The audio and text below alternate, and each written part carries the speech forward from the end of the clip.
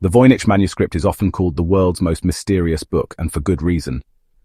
Bound in vellum and filled with over 200 pages of bizarre symbols, undecipherable text, and surreal illustrations, this manuscript has baffled historians, cryptographers, and linguists for centuries. Its very existence raises questions about knowledge, secrecy, and the limits of human understanding. Was it a coded scientific text, an elaborate hoax, or something far stranger? To this day, no one can say for sure. The book first entered history in 1912 when Wilfrid Voynich, a rare book dealer, purchased it from a Jesuit college in Italy. Instantly, it captured attention. The manuscript is small but packed with detail, each page covered in looping, alien-like script, strange diagrams and depictions of plants, stars, and even naked women immersed in green pools. Voynich himself believed he had stumbled upon a treasure of lost medieval knowledge, perhaps even a secret alchemical text that could rewrite history. The mystery only grew deeper when scholars realized the script bore no resemblance to any known language.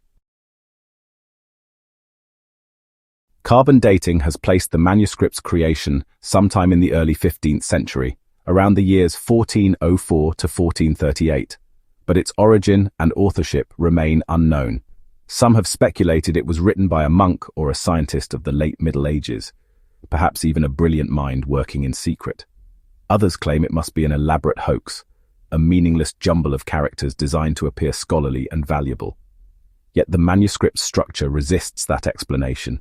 It contains consistent grammar-like patterns as though it really does encode a language. If it is a fake, it is one of the most complex hoaxes in human history. The illustrations inside are just as baffling as the script. Some pages depict strange, otherworldly plants that don't exist in our world. Others are filled with astronomical diagrams, including zodiac symbols and unfamiliar star charts. The section known as the biological portion shows dozens of nude women bathing in what appear to be interconnected systems of pipes or pools, almost like some kind of mysterious water ritual. There are also recipes and long passages of continuous writing with no explanation, leading some to suspect the book could have been a medieval medical text, or something more esoteric, perhaps even magical. Throughout the centuries, the world's best minds have tried and failed to decode it.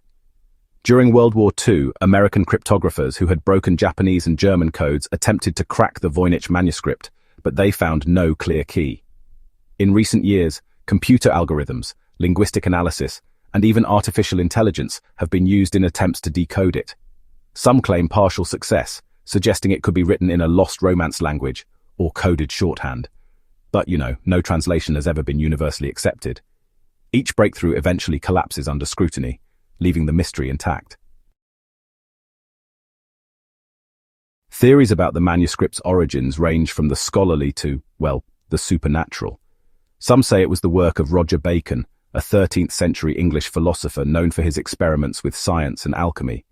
Others attribute it to John Dee, the advisor to Queen Elizabeth I, and his associate Edward Kelly, a mystic known for his supposed ability to communicate with angels. More imaginative suggestions propose it is an alien text, a message left for humanity by beings not of this earth.